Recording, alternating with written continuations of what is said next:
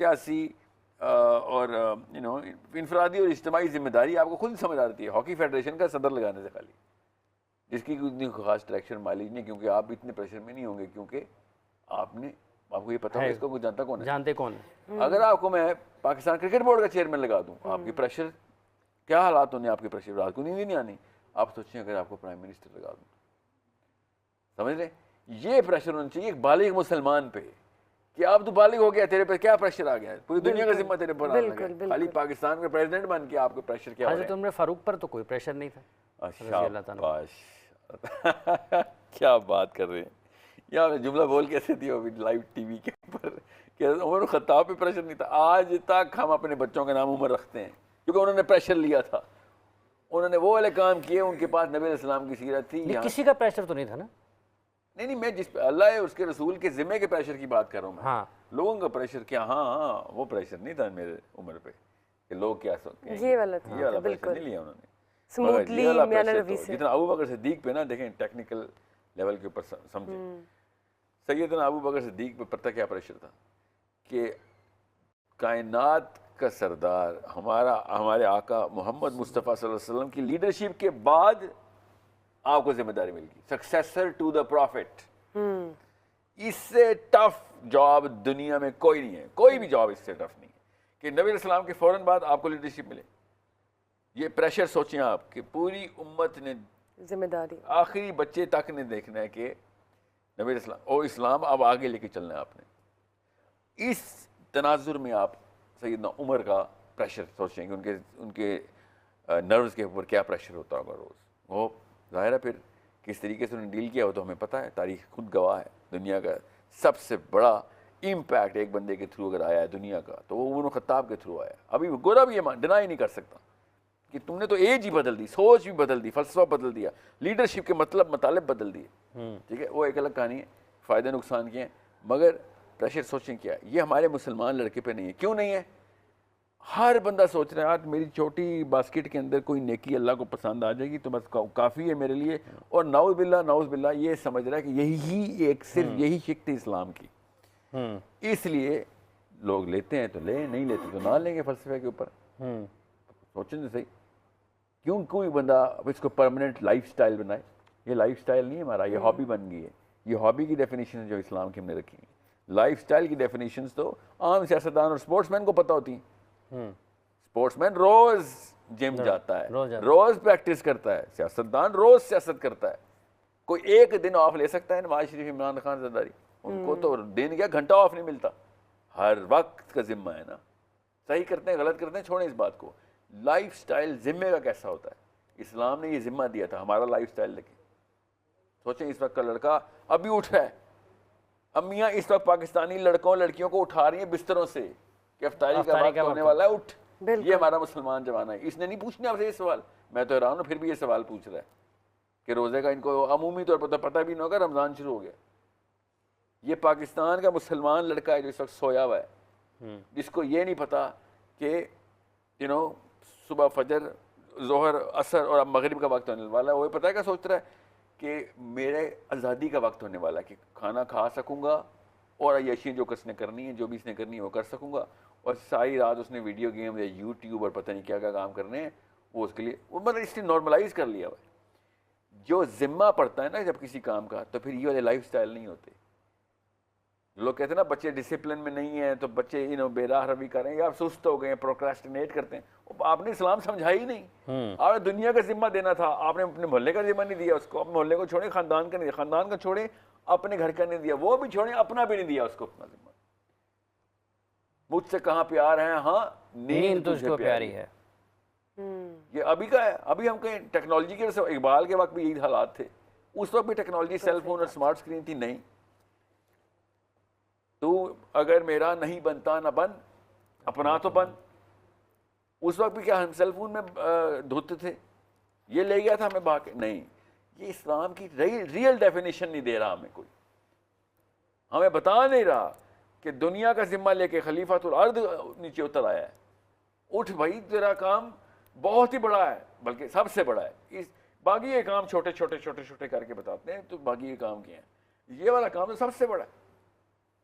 وہ جو تیرے کعبے کو جبینوں سے سجایا ہم نے، تیرے قرآن کو سینوں سے لگایا ہم نے، قرآن سینے سے نہیں ہے اس کا مطلب؟ آپ نہیں سر، سینے سے لگانے والے تو ہم ماسٹر ہیں، سینے میں اتارنے میں زیرو ہیں ہم، سمجھ رہے ہیں؟ جذباتی بہت ہیں ہم، نظریاتی نہیں ہیں۔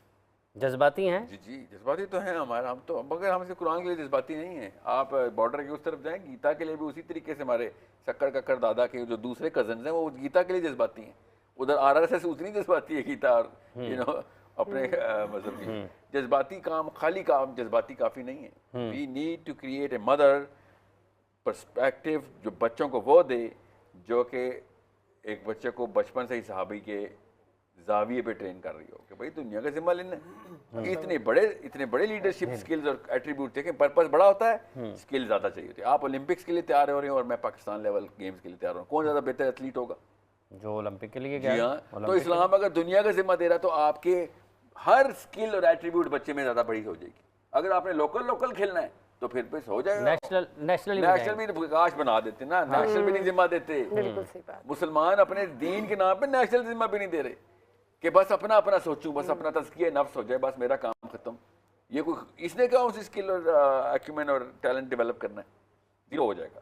مسلمان زیرو اس وقت اس لیے اپنا کھیل رہا ہے۔ تزکیہ نفس کافی وقت، اور پوری دنیا کا تزکیہ نفس کرانا کام تھا بیٹا آپ کا، پورے 7 ارب لوگوں کا تزکیہ، 7 ارب تو ابھی زندہ ہیں، اگلی نسلوں ان کی آنی ہے، ان کا تزکیہ نفس کا انتظام، اس نظام کو اسلام بولتے ہیں، یہ دین ہے ہمارا، یہ دین ہے۔ جی مفتی صاحب یہ دیکھیں، جہاں تک تعلق ہے نا، ہر چیز کو اس کے مقام و مرتبہ کے اندر رکھنا یہی ادب کا تقاضا ہوتا ہے۔ یقیناً یہ تمام کی تمام چیزیں ضرورت ہیں اس دور کی، لیکن جس بندے کی جہاں تک کوئی ذمہ داری ہے نا اس کو پورا کرنے میں ہی عافیت ہوتی ہے۔ یہ کہنا، جیسا کہ شروع میں آپ نے سوال کیا تھا کہ آج بھی ہم انہی سوالوں میں پھنسے ہوئے ہیں کہ روزہ کس چیز سے ٹوٹتا ہے، روزہ کس چیز سے نہیں ٹوٹتا، تو یہ بھی مسائل ہیں، یہ ہی مسائل نہیں۔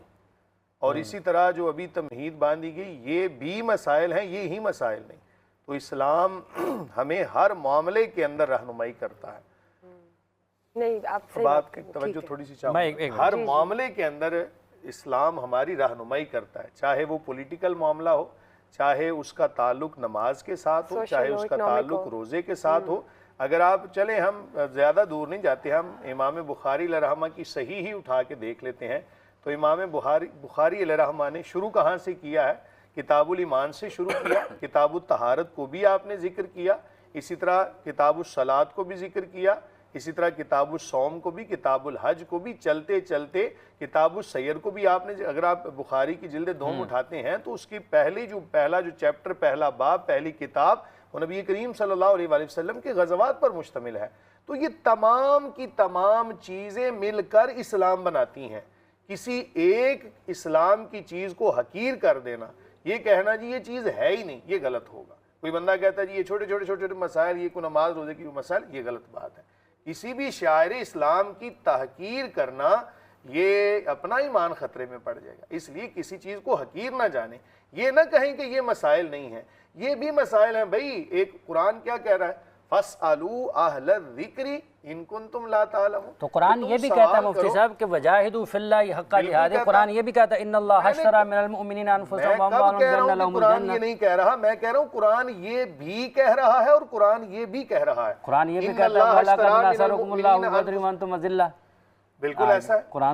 میں نے تو کل اس لیے کہا کہ قرآن مجید فرقان حمید میں سینکڑوں آیات جہاد کے اوپر ہیں، لیکن اس کا ہرگز مطلب نہیں کہ جہاد کو آپ مد نظر رکھتے ہوئے تو نماز، روزہ، حج، زکوٰۃ اس کو چھوڑ دیں۔ تو قرآن نے ہر چیز کو اس کے مقام و مرتبہ میں رکھا ہے، تو کسی ایک چیز کو آپ اوپر لے جائیں، باقی تمام چیزوں کو نیچے پھینک دیں، یہ غلط ہے۔